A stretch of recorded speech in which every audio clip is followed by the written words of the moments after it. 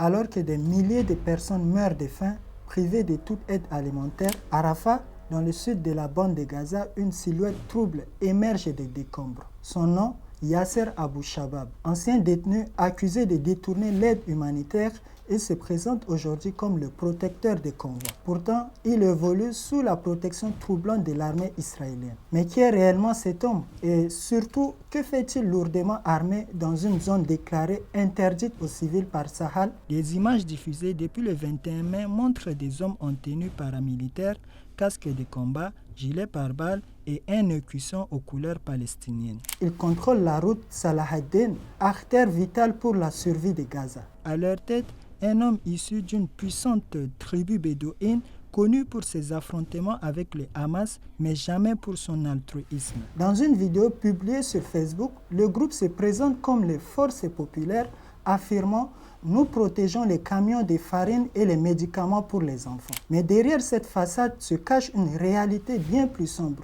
Selon plusieurs ONG et habitants de Gaza, Yasser Abou Shabab aurait longtemps racketté l'aide internationale. En novembre dernier, le Financial Times révélait qu'il imposait des frais de passage aux humanitaires allant jusqu'à confisquer leur cargaison. Un trafic toléré, voire encouragé par l'armée israélienne selon des sources concordantes. Amjad Al-Shawa, travailleur humanitaire, témoigne, cet homme a bloqué les routes, volé l'aide, revendu les camions et aujourd'hui, il joue les sauveurs. Il opère dans une zone militarisée où même les Gazaouis n'ont pas accès. Sa protection par Israël ne fait aucun doute. Mais comment cette milice agit-elle en toute impunité dans un territoire sous contrôle israélien strict? Pour les observateurs locaux, Israël chercherait à créer un contre-pouvoir au Hamas en instrumentalisant des figures rivales pour gérer l'aide sans impliquer le Hamas. Un habitant de Gaza, sous couvert d'anonymat, lâche. C'est une mise en scène, il n'y a rien à protéger ici,